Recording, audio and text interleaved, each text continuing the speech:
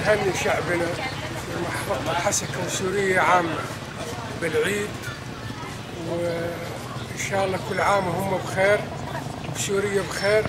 ونسأل الله العظيم أن يشيل هالقمة عن هالأمة ويجمع شمل سوريا ويرجع المهجرين، والله سبحانه وتعالى يعفي عن هالعالم.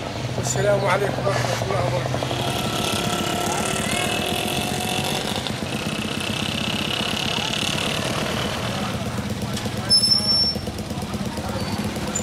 بمناسبة عيد الفطر السعيد نتقدم بأسمى التهاني والتبريكات لشعبنا في شمال شرق سوريا، ونتمنى له دوام التقدم والازدهار في كل المجالات.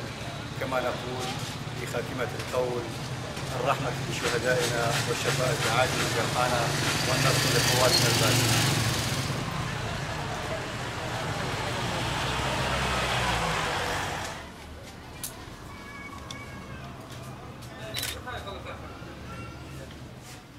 السرير بس بده بينات فيه ضرب السعر